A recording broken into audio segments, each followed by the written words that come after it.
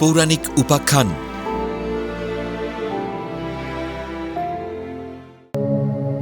শ্রীকৃষ্ণের দীক্ষাগুরু কে ছিলেন? কিভাবে কৃষ্ণের নামকরণ ও দীক্ষা হয়েছিল? শ্রীকৃষ্ণ বিষ্ণুর অবতার হিসেবে জন্মালেও ধরাধামে সাধারণ মানুষের মতোই জীবনযাপন করেছেন। একজন সাধারণ মানুষ হিসেবে গুরুর কাছে দীক্ষা লাভ করতে হয় তা তিনি শিখিয়েছেন। তিনি সমাজকে দেখিয়েছেন যে ক্ষমতার অধিকারী হলেও একজন গুরুর কাছে দীক্ষা গ্রহণ করা উচিত। ভগবান শ্রীকৃষ্ণ মূলত মানবজাতির কাছে একটি আদর্শ স্থাপন করার জন্য এবং গুরুর প্রতি শ্রদ্ধা ও দীক্ষার গুরুত্ব বোঝানোর জন্য দীক্ষা গ্রহণ করেছেন। যদিও তিনি স্বয়ং ভগবান, তবুও মর্তে লীলা করার সময় তিনি সাধারণ মানুষের মতোই আচার আচরণ করেছেন। শ্রীকৃষ্ণের দীক্ষাগুরু কে ছিলেন? হিন্দু পুরাণ ও বৈষ্ণব শাস্ত্র অনুসারে গর্গমুনি ছিলেন কৃষ্ণের দীক্ষাগুরু। গর্গমুনি ছিলেন যদুবংশের কুল পুরোহিত এবং ভগবান শ্রীকৃষ্ণের অত্যন্ত গুরুত্বপূর্ণ একজন আধ্যাত্মিক ব্যক্তিত্ব। গর্গমুনি ছিলেন মহর্ষি ভরদ্বাজ এবং সুশীলার পুত্র।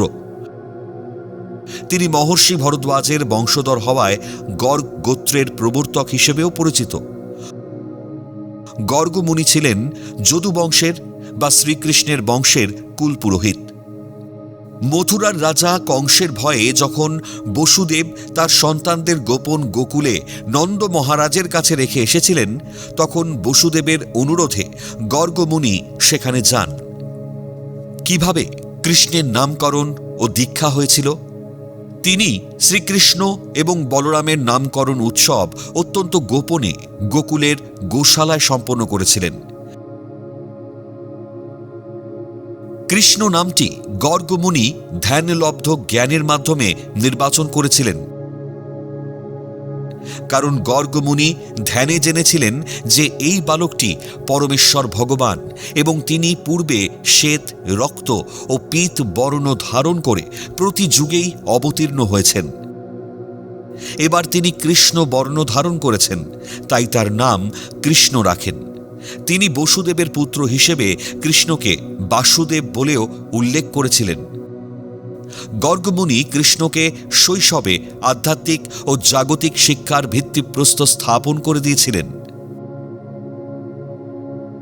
শ্রীকৃষ্ণের জীবনী এবং লীলা সংক্রান্ত বিখ্যাত গ্রন্থ গর্গ সংহিতা তারই রচনা বলে মনে করা হয়। তিনি কেবল একজন ঋষিই ছিলেন না, জ্যোতির্বিদ্যা এবং অন্যান্য বৈদিক শাস্ত্রেও তার অগাধ পাণ্ডিত্য ছিল। যদিও গর্গমুনিকে শ্রীকৃষ্ণের শৈশব বা পারিবারিক দীক্ষাগুরু হিসেবে সম্মান করা হয়। গর্গমুনি কৃষ্ণ ও বলরামকে গায়ত্রী মন্ত্রে দীক্ষিত করেছিলেন এবং পবিত্র উপবীত বা সুতো ধারণ করিয়েছিলেন।